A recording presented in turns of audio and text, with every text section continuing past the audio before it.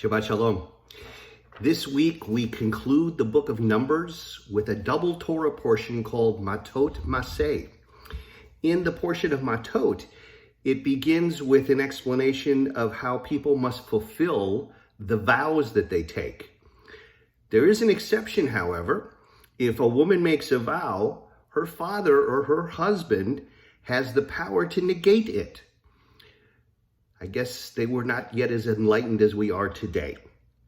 Next in the portion of Matot, the Israelites enter into a bloody and merciless war against Midian.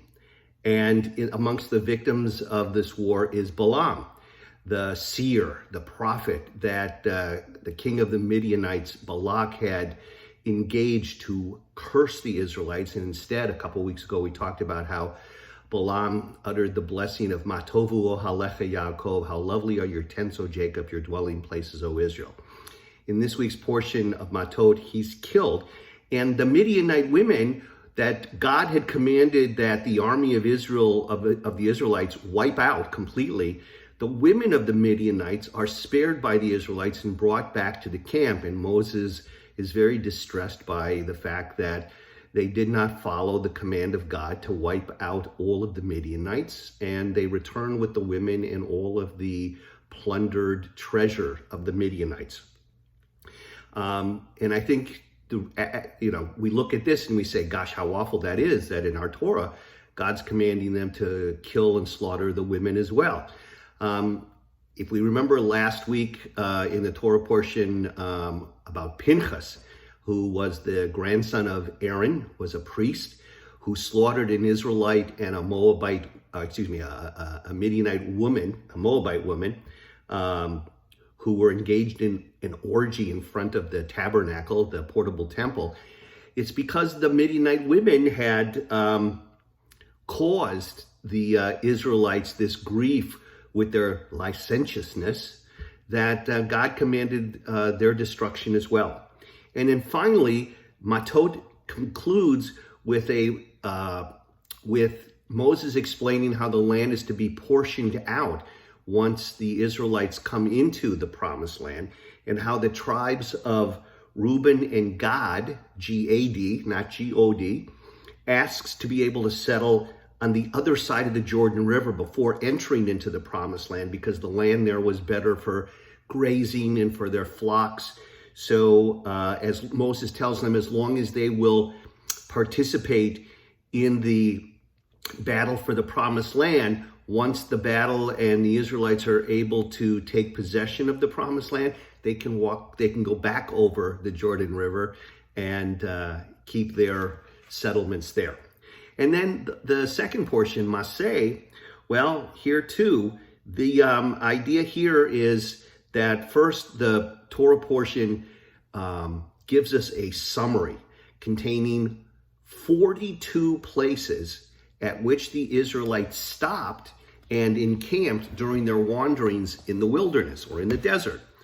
And additionally, there's a lot of this geography continued on with an understanding of how the land is to be parceled out.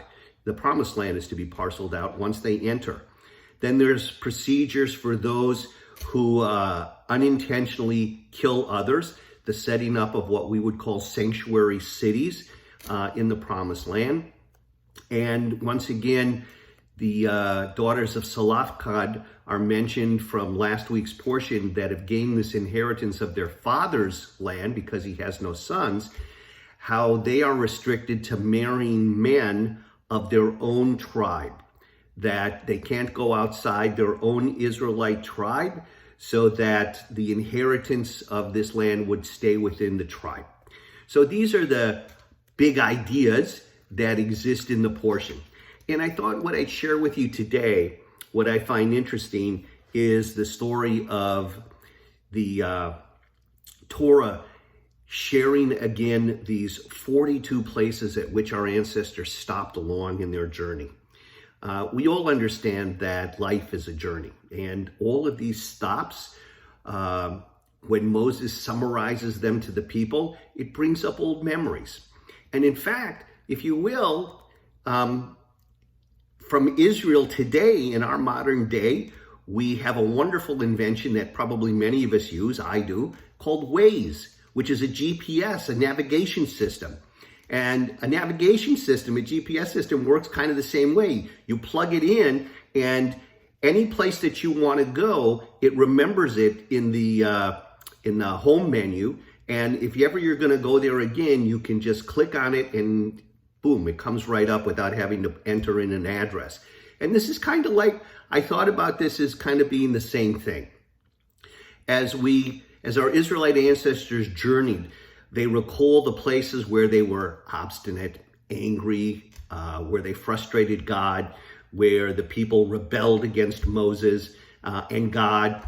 And all of these things helped our ancestors to recall them as ways for them to look over their past and remember what kind of behavior and actions they engaged in the past, perhaps in hopes that once they entered a promised land, they would learn from their past experiences.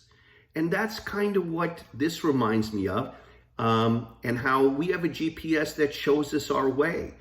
And our history and our past experiences help show us our way into the current present and hopefully into the future.